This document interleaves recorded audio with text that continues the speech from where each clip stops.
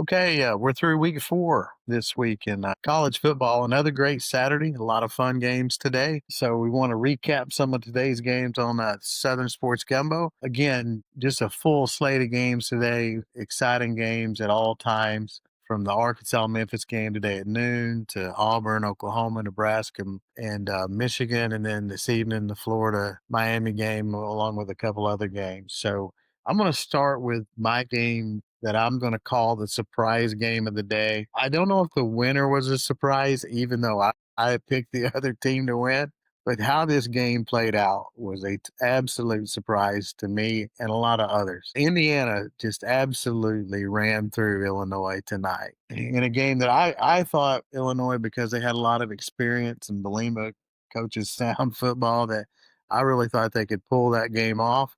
It was 63-10 Indiana, and just an absolute dominant. When you look at the statistics, so 63-10 is dominating enough, but when you look at the stats, it's even worse. So Indiana has averaged over 300 yards rushing a game. Today, they run the ball 49 times for 312 and averages 6.4 yards a carry to continue that 300-yard rushing average. They hadn't really played anybody good up until today. They Old Dominion, Kennesaw State, but they just out physical Illinois from start to finish. Just never would have predicted that. And then Fernando Mendoza also had a great game today. 21 out of 23 for 267 and 5 touchdowns. Uh, and they also had 3 on the ground. And then you flip it over to Illinois. Luke Altmaier, who's been pretty solid on the year, 14 of 22 for only 146. Now, he didn't turn the ball over. But again, when you look at physical play. Illinois is always known for physical and being able to run the ball. Well, they had 20 carries for 2 yards. So 300 yards rushing by Indiana, 2 yards rushing from Illinois. Indiana proved that they're the team in that. And I guess Kurt Signetti, all the chirping about their schedule last year, he had something that he wanted to prove. And so, you automatically got to throw Indiana after today, the way that they dominated Illinois. You got to throw Indiana back in that playoff hunt. So that's my surprise of the day, is how well they won. So, Sweets, what you got for surprise of the day? My surprise of the day is Texas Tech over the University of Utah. It's not that they won the game; it was a 3.5 point spread, easy there with their hand raising there. DMAC, I know where you live, but no, they how they did it was what really surprised me. Their starting quarterback was knocked out of the game early in the second half, and Will Hammond came in to lead them to a victory. They were down 13-10 when Hammond came in. Hammond led them to 4 fourth quarter scores, or it was 13-3, 11 to 4 fourth quarter scores, which was pretty good stuff there for Texas Tech. And like I said, going into Utah and winning that environment at 4,500 feet above sea level, that's a big win for Texas Tech. And they've cemented themselves as a team that you can look for in the playoffs hunt out of that conference. Because as somebody had stated before, nobody, Texas Tech nor Utah, have a ranked opponent left on their schedule. So it's all in front of them for Texas Tech if they want a spot in the playoff to go out and get it. Who's your upset of the day, D-Mac? Yeah, so one comment on Texas Tech. They are definitely flying at high altitude right now as a team. What a win for them. My surprise game is the Memphis Tigers over the Arkansas Razorbacks. We've talked a lot about USF the last few weeks and them being a playoff contender for the group of 5, and you'll have a showdown with Memphis and USF in a few weeks. What sticks out to me most in this game, Memphis wins 32-31. Arkansas had a chance late to win this game, fumbled at like the 4-yard line, but Memphis ran for 290 yards. Over 7 yards a carry against Arkansas. So not what you expect from an SEC team or a team that has looked as good as they have the first couple weeks. I know they lost last week to Ole Miss, but their offense looked really good in that one. So shout out to Memphis getting a huge win and being dominant on the ground for nearly 300 yards and controlling the time of possession. Arkansas threw for a lot of yards, but at the end of the day came up short, and you're just not what you expect from a from an SEC team. And, this is a potential team. I know we'll talk about it more in a few minutes, but, Sam Pittman, I don't know how he keeps his job after a game like this. Any other thoughts on this, Kevin? Yeah, I'm in agreement with the Pittman factor. And so when you look at the game, 28 points at half by Arkansas, and then only scored 3 in the second half. 3 turnovers in the second half, 2 interceptions, and then a costly fumble late. 2 weeks in a row that they fumbled the ball inside 3 minutes to go and lost games that they look like they were potentially winning. To me, you had this game, and I think Pittman, I think this is it. It's just a matter if they pull the trigger now or they wait 2 more weeks. But to me, we talked a little offline about. I think this was your hot seat weekend, and I think you saw 3 coaches that their seat burned right through the middle of it. And whether they get the announcement this week or again in a week or 2, I think they're absolutely done. No coming back, and that's Mike Gundy last night. Terrible loss for Oklahoma State. Well, Friday night. Pittman today with, again, a game that he should have won. Arkansas is a better team. I'm not surprised that Memphis won the game, but watching the first half, I thought Arkansas was clearly the more talented team. And then the other one, which we'll talk about this game more in a little bit, was Napier. Miami beating them 26-7.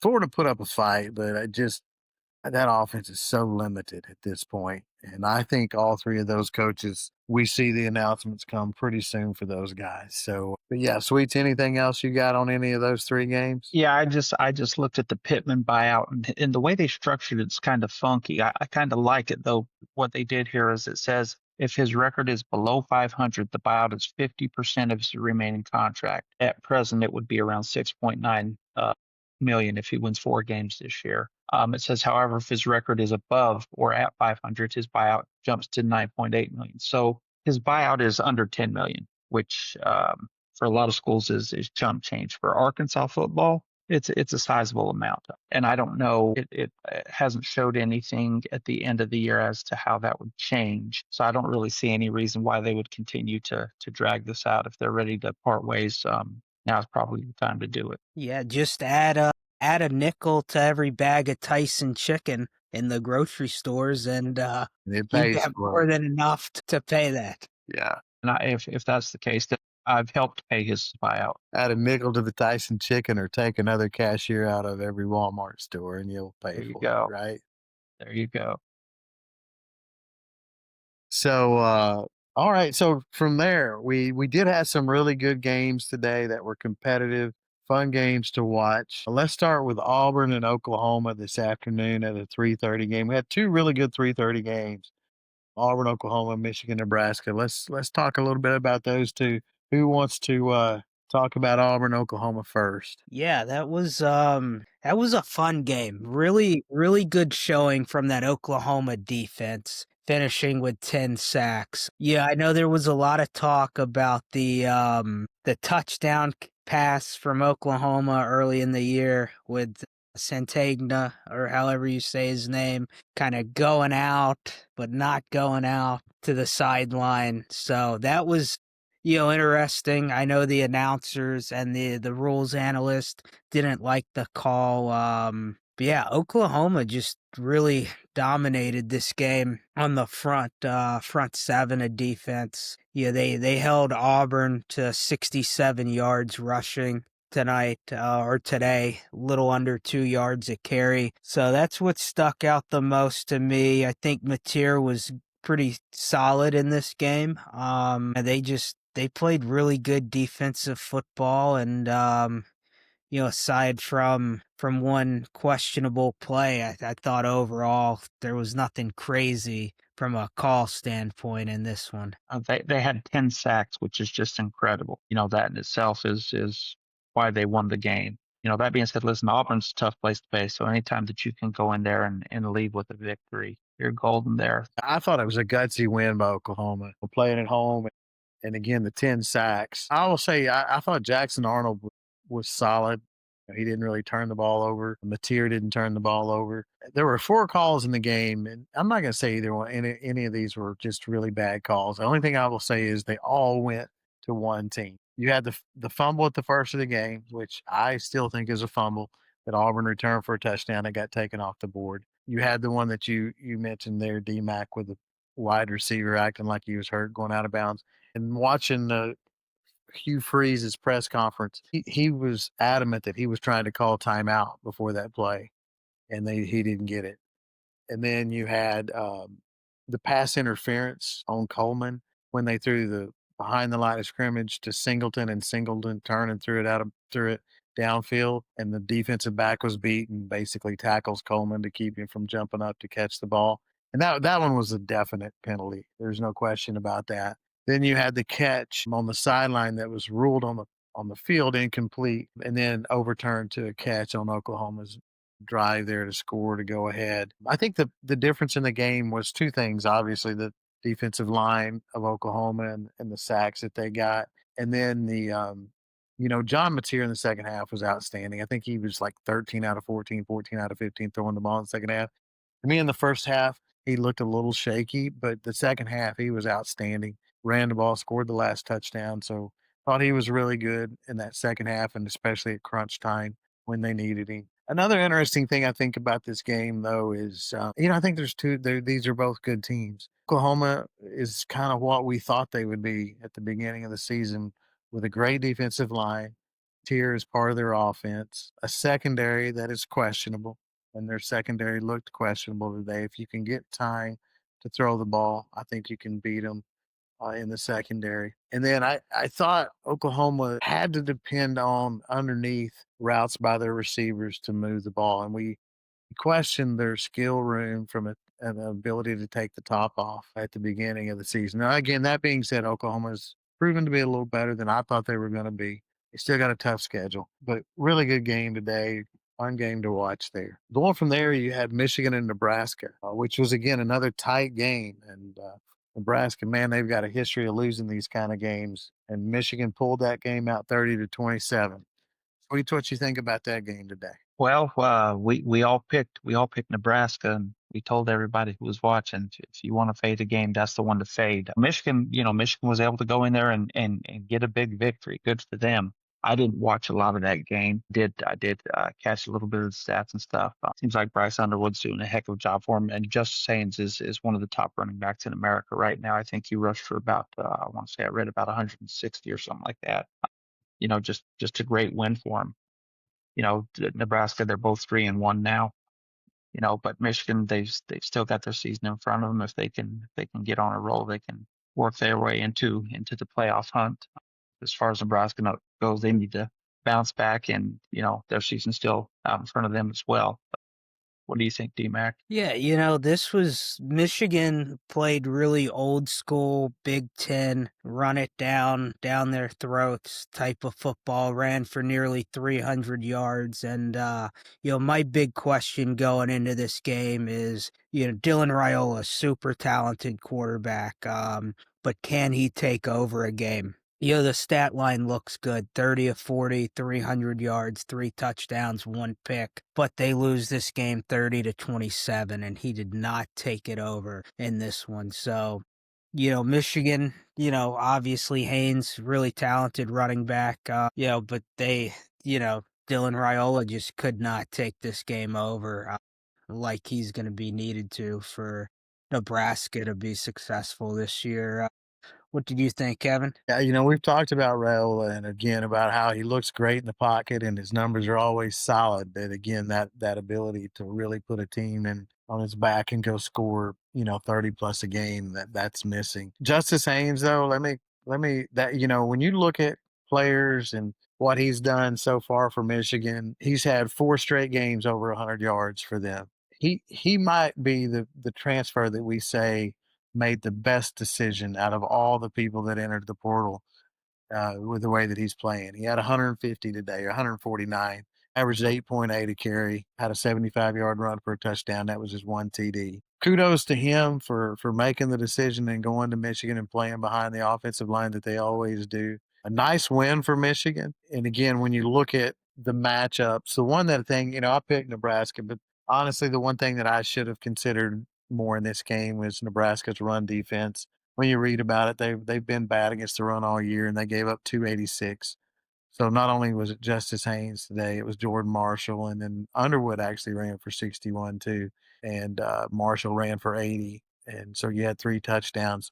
286 yards rushing for Michigan. That also allowed them to control the clock. Averaged 8.7 yards a rush. So hard to beat a team when you, yeah, that's taking your lumps, right? It is, and and So Michigan's doing a good job of not asking Bryce Underwood to do too much. Today he was 12 of 22 for 105 yards, no touchdowns, no picks. So he's keeping the will between the lanes. He's not loose. He's not turning the ball over or doing anything like that. So he's doing what they're asking, and it's working for him. So yeah, that Michigan rushing offense, boy, that was old school. it certainly was. Old school, 5 yards a carry, and we're going to beat you type football. Well, that brings us into some night games. We had 2 really good games tonight. Miami ended up winning 26-7 in a game that was much closer than that. It was a one-score game deep into the fourth quarter. So, D-Mac, what do you think about Miami and Florida?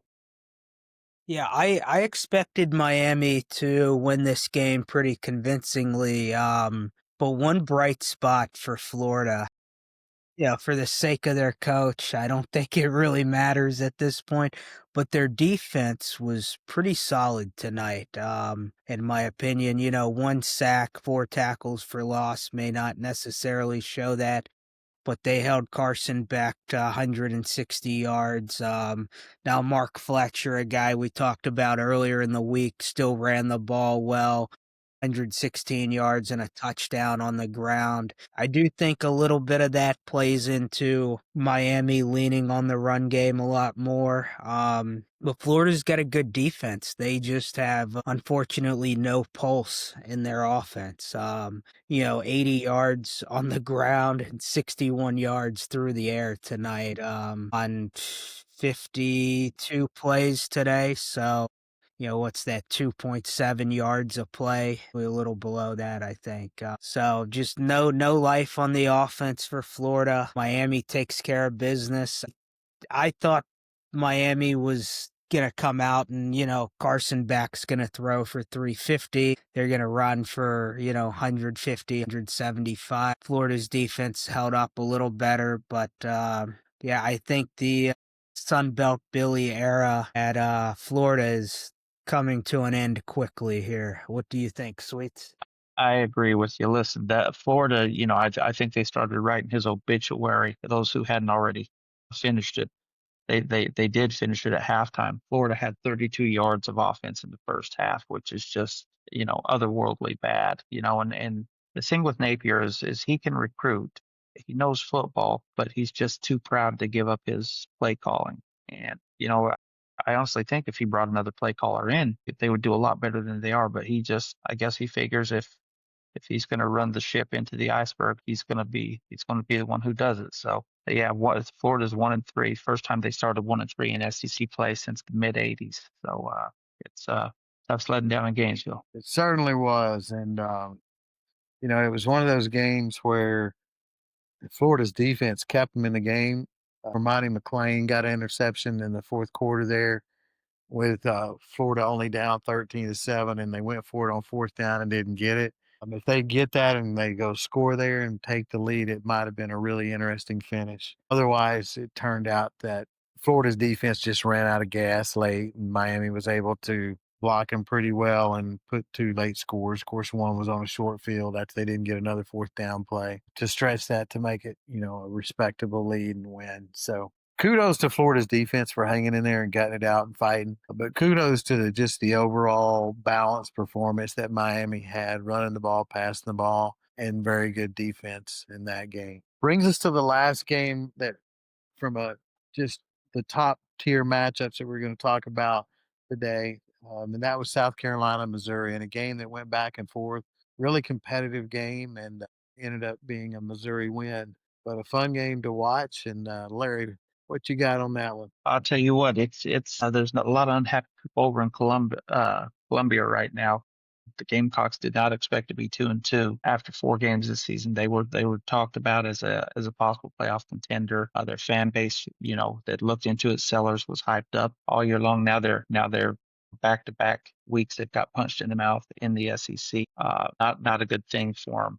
Sellers had a great game. He had 302 yards through the air and 2 touchdowns. Um, Bo Pribola had 171 for Mizzou, 1 touchdown, 1 interception, and Ahmad Hardy. He's probably my top pick for the Heisman right now.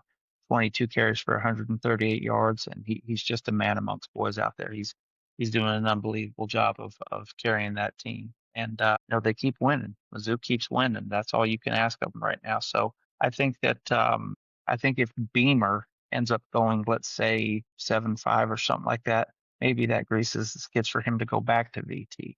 I don't know that he would, but who knows? What do you think, D-Mac? Yeah, the rushing totals for these teams were a big difference maker in this game.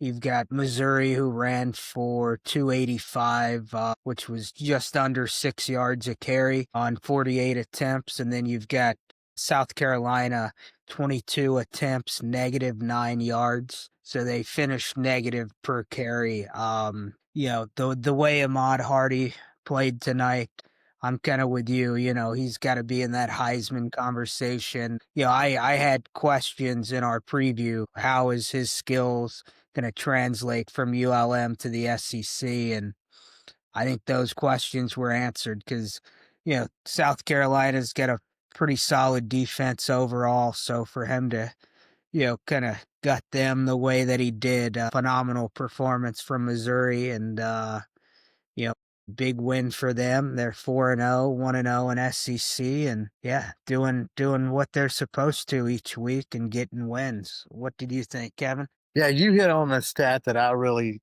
thought was very interesting in this game, and that was the 285 rushing by Missouri and then the -9 by South Carolina. We talked a little bit in the pregame about Kirby Moore and what an outstanding job he does as an offensive coordinator for Missouri. When Missouri is good, their running game is the base of it, and they have their running game rolling. South Carolina led for most of the first half in this game, and Missouri just kept staying at it.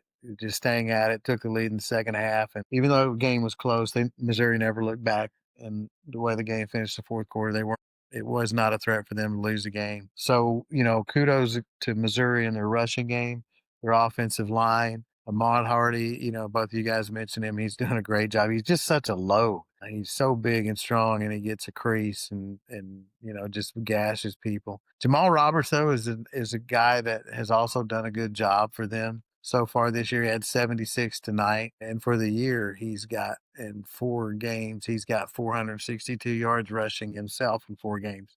So they're bringing 2 running backs there that are making big contributions to them, and they're in that piece of it. That was it, So before we kind of just recap a few things, I guess maybe one more game we might want to talk about just for a second. Is Ole Miss and Tulane. Just again, maybe a little bit of surprise on how this game played out. And Ole Miss winning this game with ease today. It was a 45-10 game, and Ole Miss led wire to wire and had it pretty easy. Trinidad Chambliss starting his second game. He might be player of the week from an SEC standpoint. 307 yards passing and another 112 rushing. Right at 420 yards for him. 2 TDs passing. Right now, I think he's their best quarterback. And again, they had 240 yards rushing, against Tulane's. Either one of y'all have any thoughts on that game? Yeah, with Trinidad, I was listening to the broadcast today, and last year was his first year to really get playing time over at Ferris State. Like, he had been riding the bench a couple years there, ends up winning Player of the Year for D2, ends up at Ole Miss. So what a story for him, 2 years ago, he was probably thinking, am I ever going to play college football? And now he's leading the Ole Miss Rebels, who, may be a top 10 team next week or very close to being top 10, hosting a top 5 team in LSU. So yeah, what a ride he's been on through his college journey. I was impressed with how they shut down Tulane's offense. I thought Retzlaff was probably going to have a pretty good game on the ground, coming off 4 touchdown performance the week before, and Talon Green kind of diced up the Ole Miss defense on the ground a little bit too. So, shout out to their defense for playing well and yeah, just a big dominant win for Ole Miss. Always nice to win the games you're supposed to win and win them in convincing fashion. What about you, Sweets? Yeah, Ole Miss looked great today, and I think that Trinidad Chambliss has Wally pipped Austin Simmons. I think that he's going to be the starter from here on out. And as an LSU fan, I'd much rather face Simmons next week than Chambliss. Chambliss can do it all. He's got his chance. He's taking advantage of it. He's accurate. Gets the ball out quickly, and then he can extend plays with his feet. He can manipulate the pocket. Great dual threat kid. So yeah, he's doing a great job for him. It's going to be a heck of a game next week. Yep. So just anybody you want to kind of lead in with just any other recap of any games, players, or anything else to kind of close out week one here? Yeah, let's talk about LSU a little bit before we close up. 46-point win for the Tigers, 56-10. I do want to give a shout out to a defensive lineman from Southeastern, Caleb Proctor. He had 2 sacks, 3 tackles for loss, 5 total tackles. A little bit of an undersized guy, but man, did he have a high motor in this one. So shout out to him from Southeastern. Nice to see Garrett, looks a little bit more healthy maybe. Threw the ball really well. 25 of 31. And I want to say there were 4 drops in there. Only missed on, 2 or 3 throws tonight. Nice to see him play. Nice to see Michael Van Buren get some playing time. And man, I think we have a little bit of a question as to who running back 1 is moving forward. Johnson looked really good from a vision standpoint tonight. You don't want to take too much from this game either because it was, Southeastern, but, good performance from LSU. Kevin, you got any thoughts on the LSU game? Yeah. So one, we talked about at the beginning of the week that their offense needed to play well to gain confidence going into Ole Miss. Defensively, LSU's good, really good. But again, I don't think they could feel good about going into Ole Miss and winning a game that doesn't get into the 20s. So they needed this tonight. Nuss was really good. They got receivers involved. They threw the ball downfield some. Timing was good passing wise. They scored, the first drive was they had that second play of the game where they lost yardage that blew that first 3 out. So it was 3 and out. And then they scored touchdowns on 8 of their 9 next drive. So needed to see that. I agree with you. I think Johnson looked good. He's a little more elusive in the hole, and he definitely gives them the threat out of the backfield. I still think Caden's your number 1 back, but it's good to see Johnson do some things tonight. And then Anderson had a good game. I'll tell you though, my surprise wide receiver, Barry and Brown look good, but that's not my surprise wide receiver. Xavier Thomas. He keeps doing a lot of things well, and he's looked really good. Last year he was an athlete, and he is a great athlete. But he's showing this year that he can run routes. He's really worked hard at his skill and his craft, become a much better route runner. I see you know, we saw Aaron Anderson make the jump last year, and he's probably still the number 1 wide receiver for LSU. But I really like what Xavier Thomas is doing. I think he's probably their second best wideout right now, but he still has some drops. But so I was excited to see what he did tonight. And then again, their defense was really good. If they played that defense in the second half, it would have been a shutout. That being said, watching this game, those guys that practice every day on that second team defense, they deserve some run. We're fixing to get into some tough SEC games. And so they deserve some playing time tonight, and they got it and deserve some experience. Michael Turner had a couple of good pass breakups. I'll say that on that second team defense. So overall, good win, and it's good to see the offense get in a rhythm and get aggressive and play well. I know you were waiting to see that. And of course, we still probably have some opportunities that you and I would agree with on that offense, but it was good to see him play. What's your thoughts on it? It certainly was. Not a moment too soon. Nuss looked a little more comfortable in the pocket tonight, spread the ball around well. He hit his receivers in stride. I think, we had some drops tonight. Anderson dropped a couple. Nick Anderson, not Aaron. And overall, I was just really pleased with how LSU closed it out. Ole Miss is going to be a tough game on the road next week. I don't even know if there's a line out in that game. Is there, DMAC? Do you know? I don't think there is just yet. Yeah, that's What do that'll we be a good one. expect? I'm going to say I would LSU 5, -5. What do you guys think? I would go I'd go less than a field goal in LSU's favor, opening somewhere between 2.5 and 3. I'm That's probably I, pretty right. What do you I'm a think? I'm a half, maybe one. LSU by a half, maybe one. I'm curious to see where it goes Yeah, once it opens, I'm though. traveling to Oxford for that one. It'll be a good trip for you. It's a game LSU has to win. Let's say Yeah, that. certainly. Yeah, it is. I've been to Oxford a few times. It's not a bad place to watch a game by any means. We're taking a little bus trip over there, so should be a fun time. I'll be in a casino in Tunica Friday night, and we'll drive over Saturday morning for the game. And hopefully the Tigers get off to a good start in that one, because there's nothing worse than coming home from a road game after a loss. Ain't lying. If LSU is less than a field goal of favorite, I think while you're there in Tunica, go ahead and place money on LSU. I think they win this game by more than 3. I guess the last thing I have tonight, just calling out another couple of good games. And these are Big 12 involved Big 12 teams tonight. Well, today as a whole. And Arizona State Baylor was a really good game, and we thought it could be. Arizona State needed to win this one badly, and they did pull it out with a field goal at the end of the game as the clock ran out. They won by 3, 27-24 at Baylor. So big win there for them. And then the other game, TCU beat SMU today in a game that in the fourth quarter, SMU actually took the lead 21, and then TCU fired back and scored 14 unanswered to win the game 35-24. So that puts TCU at 3-0.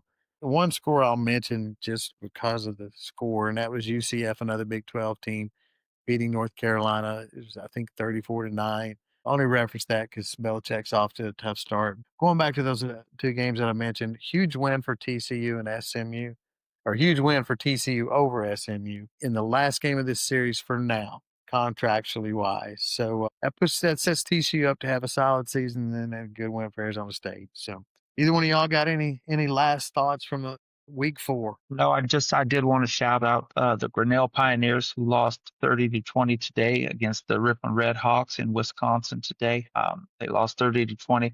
Was a good game. Had some opportunities in the second half they let get away from them, but they're now 1-2, and looking forward to getting back in the win column in a couple weeks. They got a bye next week, and then they come back. They come back first week in October.